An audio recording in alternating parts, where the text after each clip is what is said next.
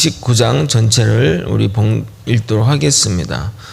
영상을 통해 눈으로 보면서 읽도록 하겠습니다.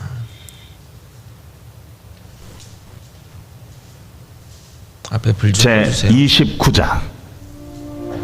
아니 괜찮아.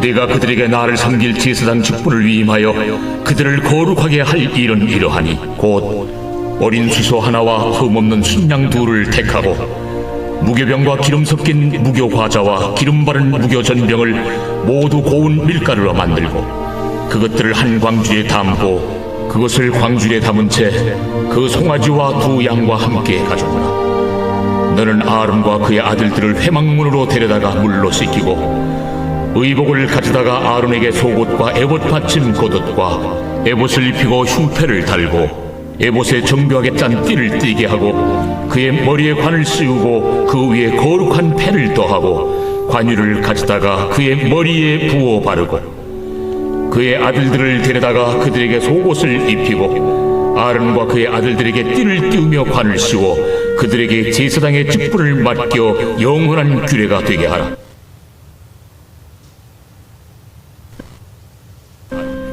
너는 이같이 아론과 그의 아들들에게 위임하여 거룩하게 할지니라.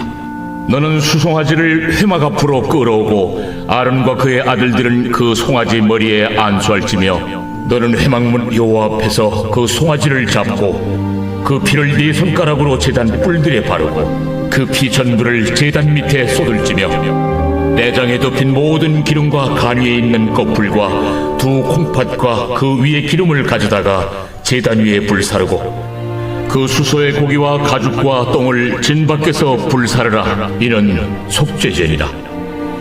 너는 또 순양 한 마리를 끌어오고 아론과 그의 아들들은 그 순양의 머리 위에 안수할지며 너는 그 순양을 잡고 그 피를 가져다가 제단 위에 주위에 뿌리고 그 순양의 각을 뜨고 그 장부와 다리는 씻어 각을 뜬 고기와 그 머리와 함께 두고 그 순양 전부를 제단 위에 불사르라.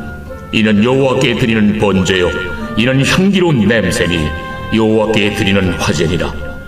너는 다른 순양을 택하고 아론과 그 아들들은 그 순양의 머리 위에 안수할지며 너는 그 순양을 잡고 그것의 피를 가져다가 아론의 오른쪽 귓부리와 그의 아들들의 오른쪽 귓부리에 바르고 그 오른손 엄지와 오른발 엄지에 바르고 그 피를 제단 주위에 뿌리고 제단 위에 피와 관유를 가져다가 아론과 그의 옷과 그의 아들들과 그의 아들들의 옷에 뿌리라.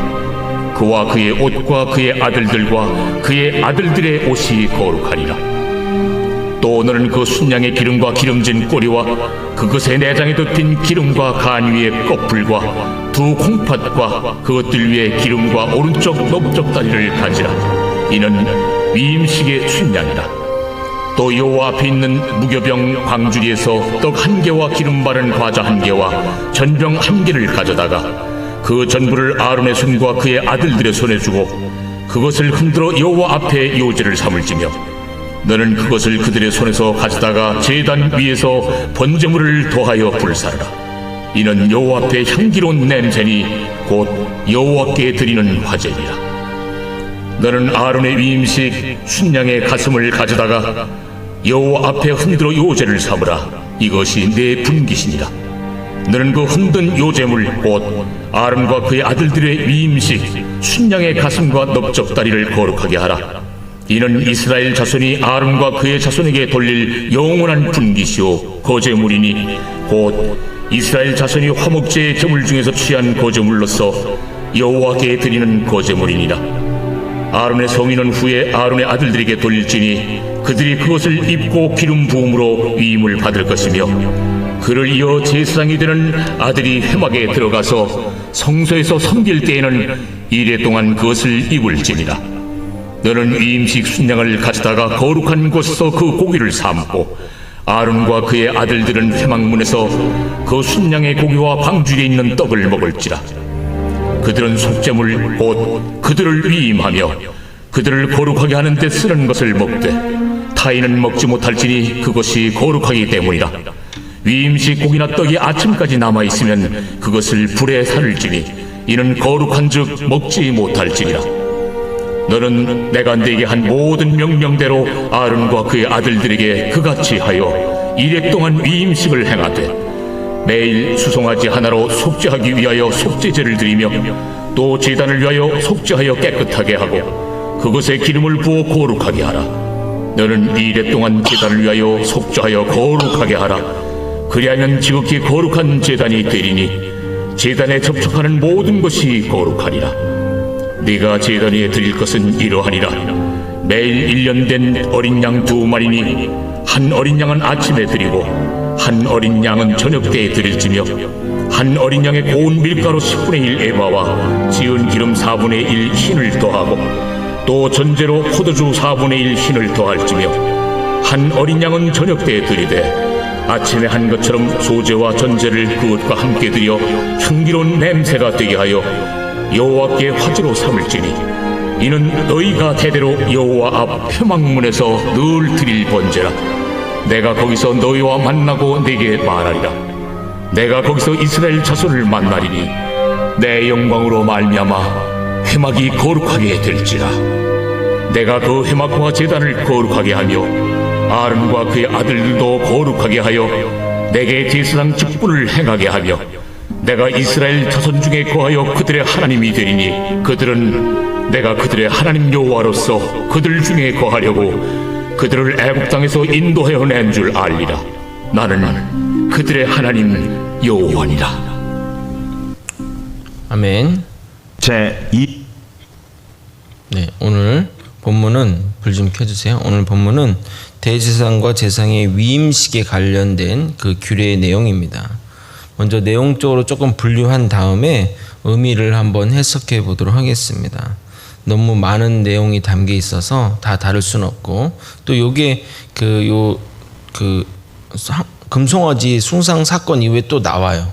이건 준비 과정이고 규례고 그게 실제 이렇게 위임식하는 장면이 있으니까 그때 또 부족한 부분은 다루도록 하겠습니다. 먼저 1절부터 9절까지는 제사장 위임식의 어떤 준비 과정을 준비 재료 이런 과정을 기록하고 있습니다. 제사에 필요한 제물을 준비시키는데 어린 숫소 1마리와 또 순양 2마리 그리고 무교병 과자 3종류의 무교 과정을 가져옵니다. 지난 28장에 설명한 예복을 직분에 맞게 입고 또 그렇게 하는데 이 제사장 직분의 목적이 뭘까요? 제사장의 직분, 그러니까 제사장들이 하는 일이 무엇일까요?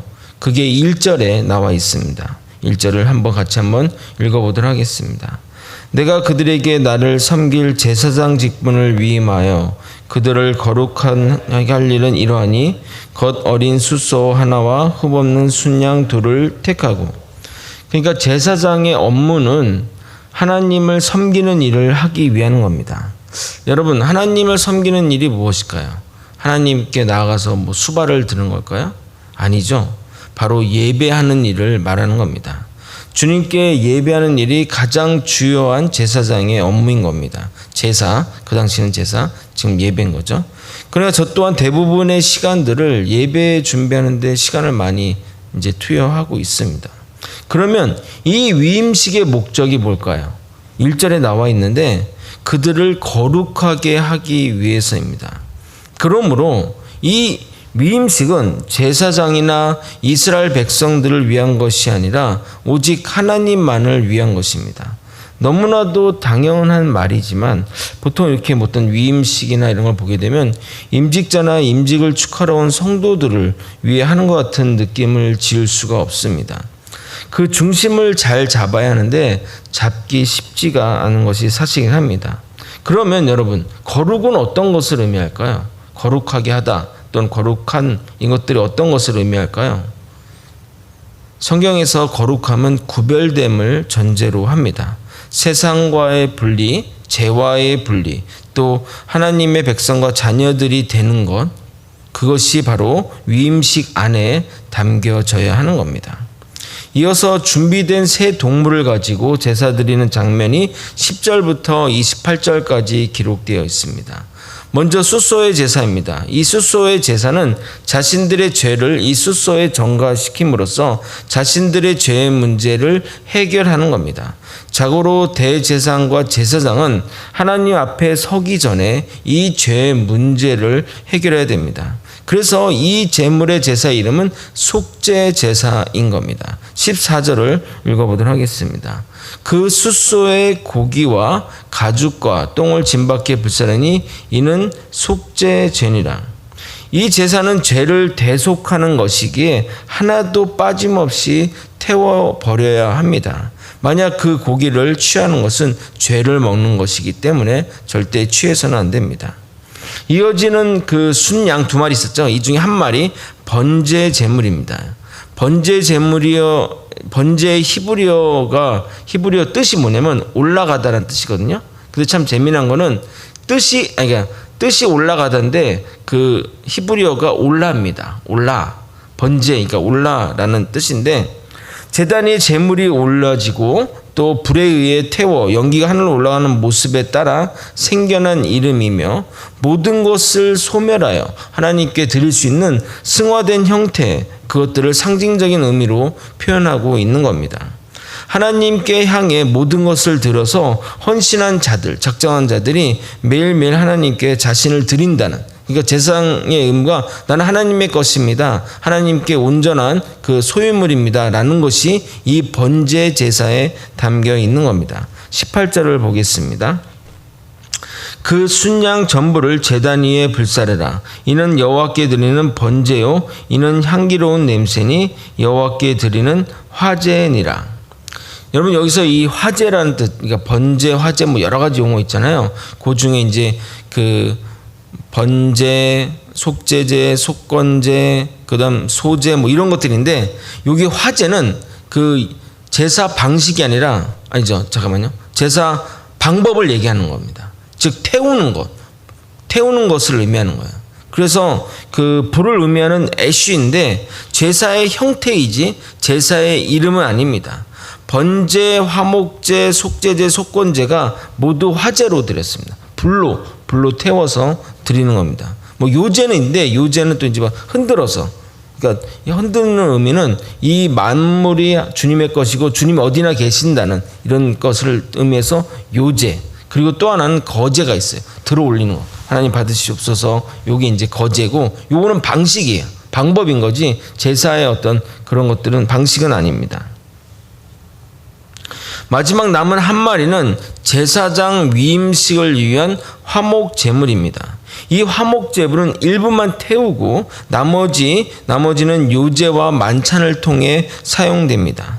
하나님과 화목되었기 때문에 식사에 나눔이 없으면 안 될 겁니다. 아까도 말했듯이 요제는 제사의 명칭이 아니라 방식을 의미하는 것으로 하나님께 흔들어서 이게 드리는 것을 의미합니다. 22절을 보겠습니다. 또 너는 순양의 기름과 기름진 꼬리와 그것의 내장에 덮인 기름과 가니의 꺼풀과 두 콩팥과 그것들 위에 있는 기름과 오른쪽 넓적다리를 가지라. 이는 위임식의 순양이라. 세 가지를 했죠. 자기 죄를 대속하고 그리고 자신이 하나님께 온전히 바쳐진 그런 것을 하고, 마지막 하나님과 화목, 하나님과 화해, 하나님과 이렇게 친밀한 교제를 의미하는 요 세 가지 제사가 드려지게 됩니다. 그리고 준비된 세 종류의 빵은 하나님 앞에서 흔들고 나서 그 번제하는 그것 양과 함께 번제로 태워 드리게 됩니다. 일부만 그렇게 합니다. 제사 후에 남은 곡식과 고기 그리고 거제와 요제로 드려진 것은 제사장 목으로 남겨지게 됩니다. 이렇게 제사 때마다 제사장의 몫이 율법으로 정해진 이유는 제사장이 일평생 하나님을 섬기는 일에 집중하라는 의미입니다. 28절을 보겠습니다. 이는 이스라엘 자손이 아론과 그의 자손에게 돌릴 영원한 분깃이요 거제물이니 곧 이스라엘 자손이 화목제의 제물 중에서 취한 거제물로서 여호와께 드리는 거제물이니라. 그리고 이제 거제도 이제 이런 방식을 얘기하는 겁니다. 이어지는 29절부터 37절은 위임식에 관련된 규례입니다. 먼저 아론이 입은 성의, 대제사장으로서 입은 성의는 그 사후에 그의 아들들 중 한 명에게 후임 대제사장에게 주게 됩니다. 29절을 한번 읽어볼까요? 아론의 성인은 후에 아론의 아들들에게 돌릴지니 그들이 그것을 입고 기름 부음으로 위임을 받을 것이고. 세습하는 교회에 주장하는 것이 항상 이런 근거가 바로 이것입니다. 과거에는 세습을 했다. 그러니까 세습이 성경적이다라고 말합니다. 그러나 지금의 목회자와 과거의 제사장과는 근본적으로 다릅니다. 일단 이 제사장들은 하나님의 부르심으로 대제사장이 된 것부터 다릅니다. 목회자의 아들로서 목회자가 자연스럽게 된 것과 하나님이 직접 지명하여 제사장이 된 것은 차원이 다릅니다. 또한 하는 일도 다르고 역할도 좀 다릅니다. 과거에는 하나님이 제사장을 지명하여 되었지만 제사장의 임무를 잘못하면 목숨을 잃을 정도였습니다. 실제 아론의 4 아들 중에 2명이 잘못된 불로 올려서 죽게 됩니다. 만약 과거처럼 제사장을 직접 치신다면 선뜻 제사장 하겠다고 나서지는 못할 것입니다. 물론 개인적으로 하나님께 부름받았다고 주장하겠지만 편한 아버지의 교회를 물려받기보다는 아무 기반 없이 새롭게 개척하는 것이 죽음을 불사한 제사장의 길을 걷는 것이 될 것입니다. 이어서 38절부터 46절은 매일 드려지는 제사에 대한 규례입니다. 38절, 39절을 여러분이 한번 읽어보도록 하겠습니다. 38절, 39절입니다. 읽겠습니다. 시작. 내가 제단 위에 드릴 것은 이러하니라. 매일 1년 된 어린 양 2마리니 한 어린 양은 아침에 드리고 한 어린 양은 저녁 때에 드릴지며. 하나님이 아침 저녁으로 제사를 드리라고 명령합니다. 이 규례 때문에 어느 교회에서는 아침 저녁으로 예배를 드리기도 합니다. 우리 교회도 아침 저녁으로 예배를 드릴까요? 저는 상관없는데 안 오실까봐, 나 혼자만 있을까봐. 이스라엘 제사는 장막이 있는 한 영원토록 드려져야 하고 그 예배 가운데 우리를 만나 주시겠다고 약속하십니다. 여러분, 예배는 주님을 만나는 시간입니다. 이 얼마나 감격적인 말씀입니까? 42절 43절 읽어보겠습니다. 이는 너희가 대대로 여호와 회막 앞에서 늘 드릴 번제라. 내가 거기서 너희와 만나고 내게 말하리라. 내가 거기서 이스라엘 자손을 만나리니 내 영광으로 말미암아 회막이 거룩하게 될지라. 저는 항상 예배 전에 기도하는 것이 있습니다. 하나님의 임재를 간절히 구합니다. 만약 우리가 드리는 예배 가운데 하나님이 안 계시다면 그것보다 더 비극적인 일은 없을 겁니다. 마치 생일 파티를 하는데 주인공이 없는 것과 마찬가지입니다. 그러면 하나님이 임재가 가능하게 하려면 위의 절차대로 우리가 정말 정결한 마음으로 나서야 하고 주님 앞에 경배하고 거룩한 마음으로 해야 하는 겁니다. 또한 반드시 속죄의 제사가 먼저 드려져야 합니다. 그러므로 예배 때 헐레벌떡 막 오고 예배 중간에 들어와 참여해서는 안 되고 예배를 위해 잠시라도 자신이 하루 동안 지었던 죄를 주님께 회개하고 정결한 마음으로 주님께 집중하며 하나님의 임재를 간절히 사모해야 할 겁니다. 만약 여러분이 일주일에 한 번만 예배 드린다면 일주일에 그 죄를 또 회개해야 되죠. 자신이 지은 죄들을 일주일 동안 지었던 죄들을 회개하면 많죠. 그러니까 매일매일 예배를 드리고 하는 게 더 중요하겠죠. 그러면 이제 지을 죄가 적으니까 회개할 것도 적고. 그래서 그렇게 우리가 지은 죄들에 대해 하나님께 나아가야 됩니다. 회개하지 않으면 하나님의 임재를 경험할 수 없고 더불어 말씀의 은혜가 없는 겁니다. 제가 말씀을 전해도 여러분이 은혜가 없는 이유를 아십니까? 제가 은혜가 없어가 아니라 여러분이 마음밭이 은혜 받을 준비가 안 되어 있기 때문입니다. 그래서 예수님도 성전에 오기 전에 책망할 일이나 해결할 일이 있으면 해결하고 나서라고 말씀하시는 겁니다. 마태복음 5장 23절 24절. 그러므로 예물을 제단에 드리려다가 거기서 내 형제에게 원망을 만한 일들이 생각나거든 예물을 제단 앞에 두고 먼저 가서 형제와 화목하고 그 후에 와서 예물을 드리라.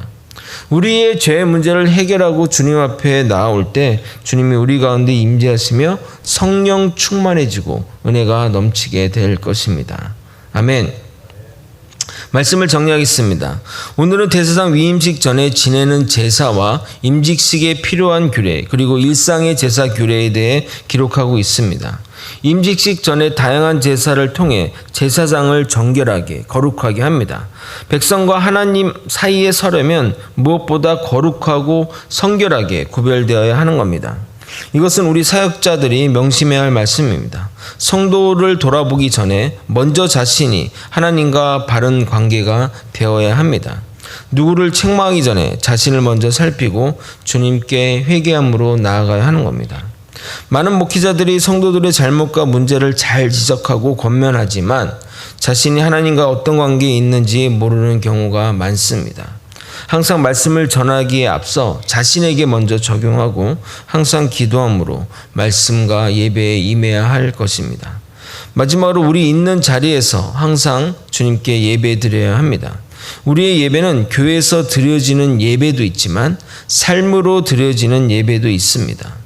무슨 말이냐면 예배의 본질, 그러니까 우리가 예배를 드리는 것이 결국 뭘 위해서 드리는 거죠? 주님께 영광을 돌려드리기 위해서 하는 것 아닙니까?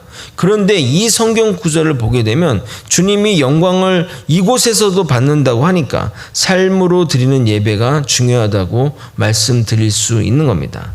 마태복음 5장 16절, 오늘의 암송 구절로 했으면 좋겠는데 마태복음 5장 16절을 한번 보도록 하겠습니다. 신약성경 5페이지 마태복음 5장 16절입니다. 함께 읽고 또 기억했으면 좋겠습니다. 이같이 너희 빛이 사람 앞에 비치게 하여 그들로 너의 착한 행실을 보고 하늘에 계신 너희 아버지께 영광을 돌리게 하라. 아멘. 하나님께 영광을 돌리는데 어떤 걸로 하나님께 영광을 돌리죠? 너희의 착한 행실이라고 얘기하고 있습니다. 이게 뭐죠? 삶으로 드리는 예배인 겁니다.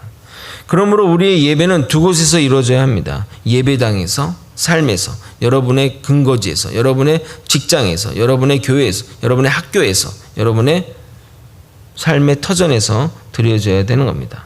모든 가운데 주님을 영광 돌리고 주님을 위해 경배하고 찬양하는 우리가 되어야 할 것입니다. 주님이 영광 받으시기까지 우리 전 영역에서 주님께 예배드리는 저와 여러분이 되시길 예수님의 이름으로 축원드립니다. 기도하시겠습니다.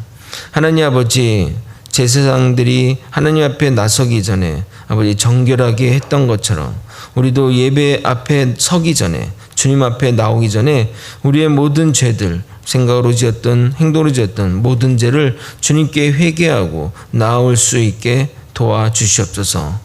주님은 우리가 그런 자들에게 주님이 우리 그런 자들을 만나 주신다고 했으니 우리의 정결한 마음으로 주님께 나오게 도와주시옵소서. 아버지, 우리가 드리는 예배는 이 교회에서의 예배뿐만 아니라 삶으로 드리는 예배가 있음을 깨닫게 하여 주시옵시고 언제나 우리의 전 영역에서 주님께 영광 돌려드릴 수 있도록 이끌어 주시고 인도하여 주시옵소서. 사랑이 많으신 예수 그리스도 이름 받들어 기도 드리옵나이다. 아멘. 주기도문으로 예배를 마치겠습니다.